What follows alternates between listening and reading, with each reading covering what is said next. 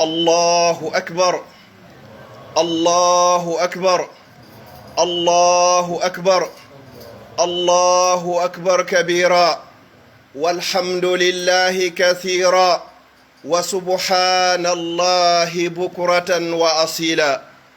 الله أكبر كلما ذكره الذاكرون الأبرار، الله أكبر كلما غفل عن ذكره الغافلون. لا إله إلا الله وحده لا شريك له، له الملك وله الحمد وهو على كل شيء قدير.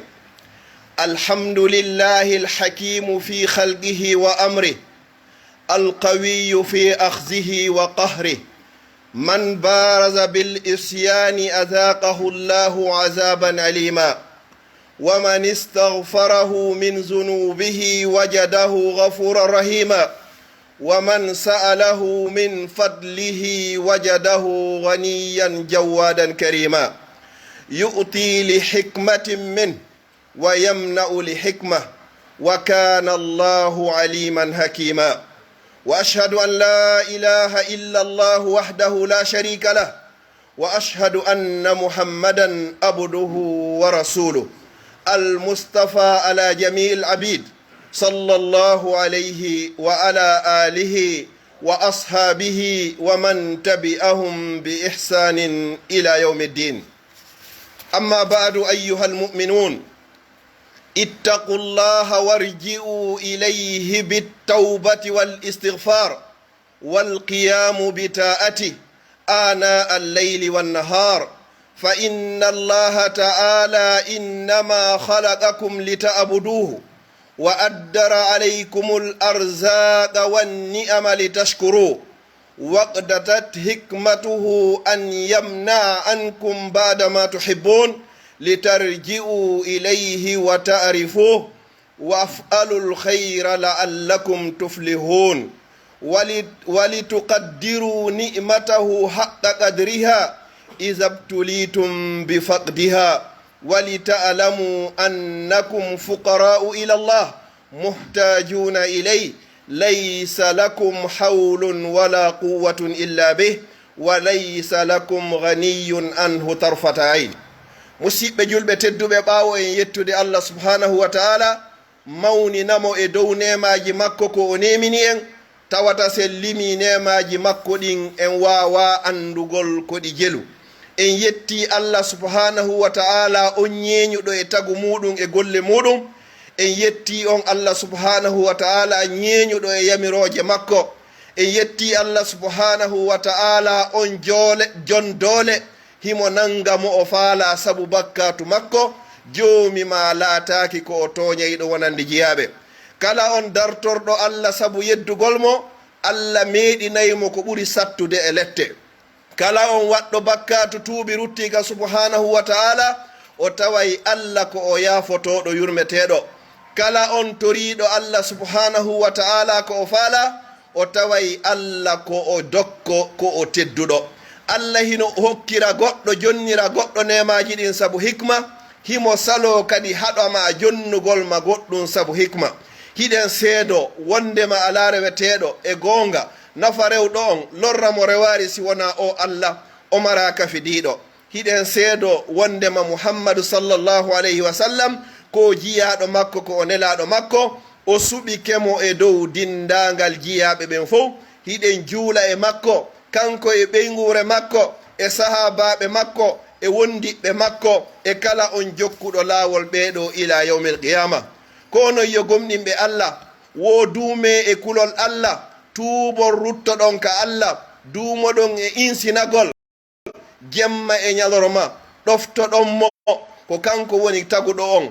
Allah subhanahu wa ta'ala ko tagiri en ko fiye rewmo, o duumini e meɗen arsikaji makko ɗin, o tippini e dow meɗen nemaji makko ɗin, ko fiyen yettumo.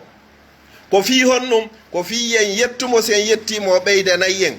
si ɗum ɗon feƴƴi musidɓe julɓe tedduɓe, Allah subhanahu wa ta'ala hino haɗira goɗɗo, himo saloranoma ko faalaɗa kon, fiya tuubu ruttoɗa ka makko, fiya andu valeur nema ko nemi makon, fiya tottu haqqe makko on no hana tottirede. so jarriborima salagol jonnugol makko faalaɗa kon ko fiya andu wondema ko an woni baaso on ko an woni hanuɗo ruttade ka Allah subhanahu wa taala ko an woni hato jinɗo e makko ko kanko woni galo ko enen woni wasuɓe anden pelleti en mara feere en mara doole si wona Allah anden walaysa lakum ghinan anhu tarfata ayn en wawata wonde e ɓawo subhanahu wa taala ayyuhannas antumul fuqara'u ila Allah wallahu huwal ghaniyyul hamid fa'rifu qadra faqrikum ila fadli rabbikum واعلموا أن الله تعالى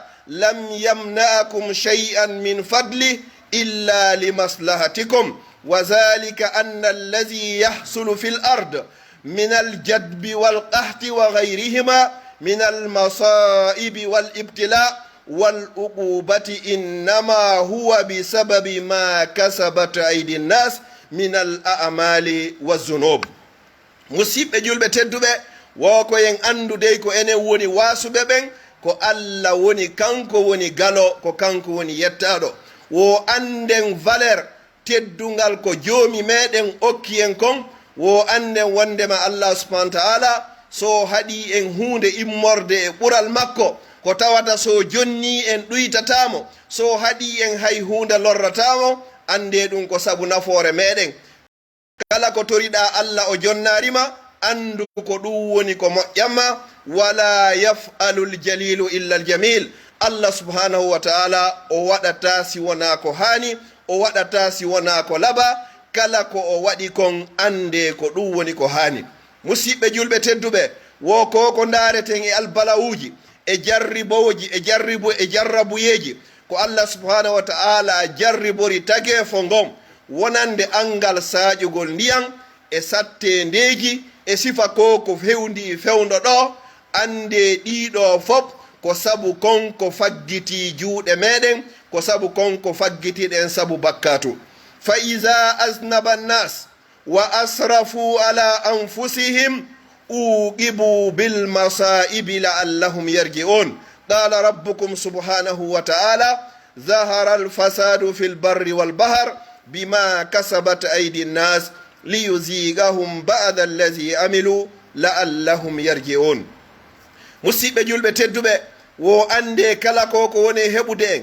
immorde e sattendeji e albalawuji e lette e wargo e ñabbeeli e kala ko soñjata wonki kon wo ko sabu ko faggiti ɗum ɗon yimɓe ɓen kon immorde e golleji e bakkatuji wo si yimɓe ɓe waɗi bakkatu ɓe deppitike hoore bakkatu on Allah lettirayɓe sabu sattendeji o tippina e dow maɓɓe lamɓe ɓe yurmatake ɓe subhanahu wa ta'ala o dalika deftere makko zahara al fasadu fil barri wal bahr boneji ɗin deyɗi feeñi ka jormbi e ka maayi bima kasabat aydi nnas sabu konko faggiti juuɗe yimɓe ɓen ko fiyo meɗinɓe yoga konko ɓe golli la'allahum yarji'un hawnaki no gasa ɓe ruttoka subhanahu wa ta'ala farji'u ila rabbikum ya ibadallah wa aqbilu ilayhi fa inna man taqarraba ilayhi shibra taqarraba Allahu ilayhi zira'a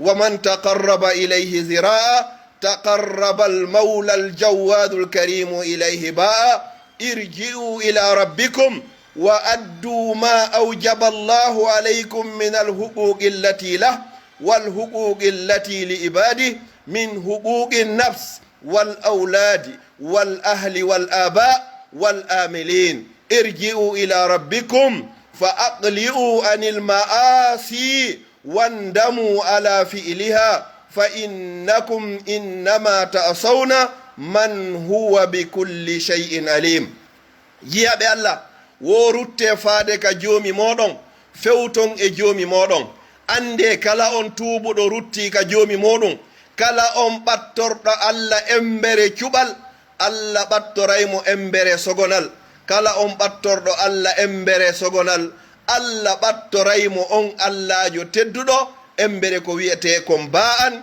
ɗum haray ko jungo ngon fop wo irji'u ila rabbikum rutte faade ka joomi mon totton haqqeji joomi moɗon ɗin totton kadi haqqeji ko fawi on kon tele jiyaɓe Allah ɓen jonni toon kadi haqqeji ɗi wonkiji moɗon ɗin, jonni toon haqqeji ɓiɓɓe moɗon ɓen, jonni toon haqqeji ɓeygureji moɗon ɗin, ɓiɓɓe ɓen jonnita haqqeji babaɓe ɓen, jonni toon haqqeji kadi golloɓe moɗon ɓen. tuube ruttoɗon faade ka joomi moɗon, wo iwon ɓoroɗon e ɗi bakkatuji nin sonko waɗan ɗon ɗi. ande dey omo wonɗen e yeddude ko on wiyeteɗo Allah, ande ko o ƴellitiɗo e dow kala hunde. wa man ida ahaza zalima lam yuflito wa kadhalika akhzu rabbika ida ahaza alqura wa hiya zalima inna akhzahu alimun shadid. ko ande ko o wiyeteɗo Allah, kanko dey so nangi toñowo on, haray toñowo on haray fuutotakomo.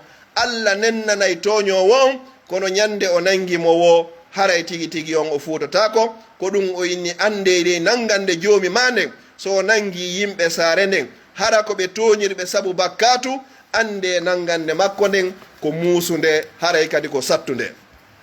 ya ibadallah, fa aslihu zata baynikum, fa aslihu zata baynikum wanfa'u ikhwanakum bisadaqati wal ihsani ilayhim fa inna allaha yajzi almutasaddiqin wa akthiru min alistighfari wattawbati warruju'u ilayhi fa inna man lazima alistighfar ja'ala allahu lahu min kulli hammin faraja wa min kulli dhiqin makhraja wa min kulli bala'in afiya wa razaqahu min haythu la yahtasib. wa sayyidul istighfar an yaqula al-abd allahumma anta rabbi la ilaha illa ant khalaqtani wa ana abduk wa ana ala ahdika wa wa'adika mastata'tu a'udhu bika min sharri ma sana'tu abu'u laka bi ni'matika alay wa abu'u bi dhanbi faghfir li fa innahu la yaghfiru dhunuba illa anta. musidɓe julɓe tedduɓe, o inni fa aslihu zata baynikum, moƴƴine hakkundeji moɗon, wo nafe musidɓe moɗon ɓen woɗɗuɓe e ɓadiɓe e kawtal ngal, nafironɓe sabu ittugol sadaka jonnaɓe e moƴƴagol e maɓɓe. wo ande dey Allah ko yoɓayɗo kala ɓen ittayɓe sadakaji. joni ko sabu bakkatuji albalawuji ɗin e sattendeji ɗin woni ko tipporta e meɗen. o inni fa akthiru min al istighfar, wo hebbine e tuubugol insino rutto ka Allah subhanahu wa ta'ala. haray ko wiyete wo kala on duumiɗo e insinagol, Allah waɗanaymo e kala himme yaltirgal, Allah waɗanaymo e kala sattende ko ɗum woni newende e yaltirgal. wa sayyidul istighfar, ko Allah tuubira kon fof ruttoraka makko. haray ko o siiha ɗo ɓuri e mawnude nde jiyaɗo wiyata allahumma anta rabbi la ilaha illa ant khalaqtani wa ana abduk wa ana ala ahdik wa wa'adika mastata'tu a'udhu bika min sharri ma sana'tu abu'u laka bi ni'matika alay wa abu'u bi dhanbi faghfir li fa innahu la yaghfiru dhunuba illa ant. fa inna man qalaha fi an-nahari muqinan biha famata min yawmihi dakhala al-janna wa man qalaha fi al-layli muqinan biha famata fi laylatihi dakhala al-janna. haray kala o janguɗo o duwa ɗo, o wiyeteɗo sayyidul istighfar ɗo, si a jangimo bimbi Allah ƴettitima ɗon e kikiɗe, wo haray haraɗa gomɗiniɗa hooli ko woni e makko kon, andu haray ko a jeyaɗo yimɓe aljanna. mo jangimo kadi kikiɗe, Allah subhanahu wa ta'ala ƴettitimo ɗon e bimbi, yo andu haray ko jeyaɗo e yimɓe aljanna. ja'alani llahu wa iyyakum wa sa'iral muslimina min ahli aljanna innahu waliyyu dhalika wal qadiru alayh. aqulu qawli hadha wa astaghfirullaha li wa lakum fastaghfiruhu innahu huwal ghafurur rahim.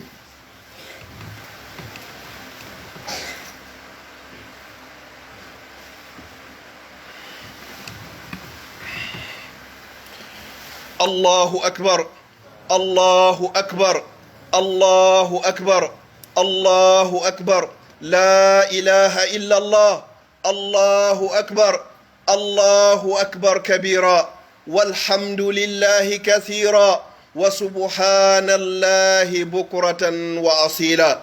Subhanallah, walhamdulillah, wa la ilaha illa Allah, wallahu akbar, wala hawla wala quwwata illa billah. الحمد لله حمدا كثيرا طيبا مباركا فيه. الحمد لله على نعمة الإسلام وكفى بها من نعمة. ثم الصلاة والسلام على المبعوث رحمة للعالمين محمد بن عبد الله وعلى آله وأصحابه ومن تبعهم بإحسان إلى يوم لا مرد له من الله. فيا عباد الله، يقول نبيكم صلى الله عليه وسلم في الحديث الذي يرويه إمام البخاري: والله إني لأستغفر الله في اليوم والليلة، والله إني لأستغفر الله وأتوب إليه في اليوم أكثر من 70 مرة، وفي رواية أكثر من 100 مرة، أو كما قال عليه السلام. musidɓe julɓe tedduɓe yetti allah subhanahu wa taala yettande ɗiɗaɓere e tataɓere ko tawata o kanko ɓuri handude e ko yetta kon fof. sa waɗanimo so waɗanima a yettarimo hatta o jonnama, sa yeddimo hatta o okkoroma, ko ɓuri handude ko yetta kon fof ko subhanahu wa taala o okkorte hay si a torakimo, wona noon fere si a torikemo. o fodi en kadi o wondiri oyni wo se yettimo tun o ɓeydanayi en: la in shakartum la azidannakum. yo allah waɗu e yettoɓe subhanahu wa taala hara o waɗari e yeddoɓe mo subhanahu wa taala. ko ɗum ɗo woni ko yamiri en, ko ɗum ɗo woni ko tawata hino fanɗi ha fanti, ko ɗum ɗo woni ko yawani en. wa qala subhana wa qalilum min ibadiya shakur. fanɗi ha fanti e jiyaɓe ammen ɓen ɓe hino yettalan. allah ko ɓuri faalede ko fof e juuɗe meɗen haray koye yettumo. bani adama kadi hino yiɗi yettede, hino yiɗi weltanede. sa waɗanimo goɗɗum hara tigi tigi on fiya andi tanmo: man lam yashkuri nnasa lam yashkurillah. kala on mo anditanta yimɓe ɓen harayna anditanowo subhanahu wa taala. man sana'a lakum ma'rufan fakafi o. kala waɗanɗo o moƴƴere haray yoɓitemo. son wawatamo yoɓitude du'anemo, torano ɗon mo allah yo allahu yoɓutumo. sa du'anike goɗɗo ha inni jazakallahu khayra, yo allah yoɓe ko ɓuri e moƴƴude haray du'a on o hatti. ko ɓuri moƴƴude e kon fof ko allah yoɓata goɗɗo, ko so dandimo yiite jahannama o okkimo aljanna. haray kadi malore hay hunde ala ɓawo ɗum ɗo. haray soñja ko goɗɗo soñji wo, ɓawo soñja on si woni aljanna, ɗum haray wona soñja. nema ko goɗɗo nemini wo ko nemini, si tawi ɓawo nema on ko yiite jahannama, haray ɗum wonari nema. nelaɗo noon ɓe maki ɓe wondiri wo kamɓe ɗey hiɓe insino hiɓe tuuba ruttoka subhanahu wa taala e nder ñallal gotal ɓuri laabi 90 e fillayegoɓe maki ɓuri nde laabi 100. si nelaɗo sallallahu alayhi wa sallam waɗi ɗum ɗo, haray enen hiɗen hani waɗugol ko ɓuri ɗum ɗo. ko yaltini hadis on ko imamul bukhari. yaqulu subhanahu wa taala: wa an istaghfiru rabbakum summa tubu ilayhi yumatti'ukum mata'an hasana ila ajalin musamma wa yu'ti kulli dhi fadlin fadlah fa in tawallaw fa inni akhafu alaykum adhaba yawmin kabir ila allahi marji'ukum wa huwa ala kulli shay'in qadir. subhanahu wa ta'ala o dali wo tuube ruttoɗon ka joomi mon o neminayi on nema labaɗo moƴƴuɗo ha tuma nde lajal mon ngal woni ko yonti timmi. o jonnita kala joom ɓural makko ngal. so on hucciti noon on salike tuubugo rutto ka allah subhanahu wa taala, ande dey lette makko ɗen ko mawnuɗe, ko faade ka allah woni ruttorde moɗon on fof. allah noon e dow kala hunde ko kempinɗo bawgal, ko hattanɗo, ko fa'alu lima yurid. allahu subhanahu wa taala ko fewtini tuububuye on ko gomɗinɓe ɓen. o wi'i subhanahu wa taala: wa tuubu ila llahi jami'an ayyuhal mu'minun la'allakum tuflihun. woyon tuubu ruttoɗon ka allah subhanahu wa taala ko onon yo gomɗinɓe ɓen fof fi yo allah subhanahu wa taala malnu on, yo allah malnu en aduna, o malnoya en kadi yawmal qiyama. wa akhiran ya ayyuhal ahibba fala tansaw an tuaddu al udhiya inchallah fa hiya sunnatu nabiyikum sunnatu abikum ibrahim huwa sammakumul muslimina min qabli wa fi hada. haray musidɓe julɓe tedduɓe, ado en darnude hutuba meɗen on hara e yejjitari wonande kala jogiiɓe feere ittugol ko wiyete ko layya maɓɓe on. ittugol layya on ko sunna baabe meɗen, sunna annabajo on abul anbiya. ɗum ko annabi ibrahima alayhi salam e sunna muhammadu sallllahu alayhi wa sallam. haray on tigi itta si tawi hino mari feere, si tawi feere ala kadi la yukallifu llahu nafsan illa wus'aha. si tawi ko ittayɗo hara ko dammol baali, haray ko beekol heɓa jogandema lebbi 6 nawri yeeso. si tawi hara ko mbeewa, haray ko jogandema hitande ha nawri yeeso. si tawi hara ko ittayɗo nagge, haray ko jogandema duuɓi 2 ha nawri yeeso. si tawi hara ko ngeloba, ko jogandema duuɓi 5 ha nawri yeeso. wa akhiran ayuha al ahibba, la tansaw attakbiratu wa khassatan fi ayami tashriqi 3 wa khassatan aidan ba'da salawati almafruda.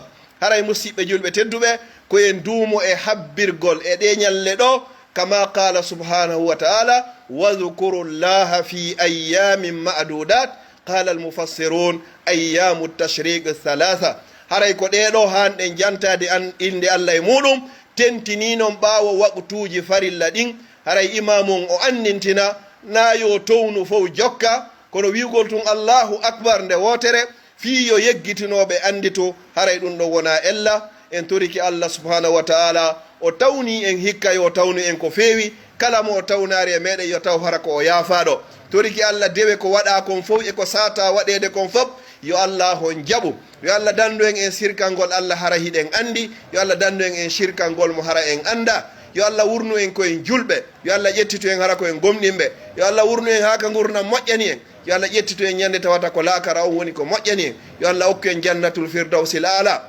yo allah taw enen e mawɓe meɗen e ɓeygureji meɗen e dendagal julɓe ɓen fof en rinɗinama e natugol yiite jahannama. wata allah waɗa yiite jahannama geɓal e ɓalli meɗen, enen e mawɓe meɗen wuruɓe e fatiɓe. toriki allah marɓe andeji, yo allah ittanɓe andeji maɓɓe. marɓe soholaji, yo allah ittanɓe soholaji maɓɓe. jogiiɓe bakkatuji, yo allah on yaafoɓe. ɗi janɗi, ɗi fanɗi, ɗi suuɗi, ɗi feeñi, on tigi andi fimum ma anda fimum. marɓe sattendeji ɗin fi kaydiji, yo allah o hoynuɗi. marɓe ɓen kaydiji, yo allah nafirɓe. yo allah waɗuɗi rewirɗe allah. mar nawnuɓe ɓen fof ko allah mari cellal, yo allah o dikkimɓe.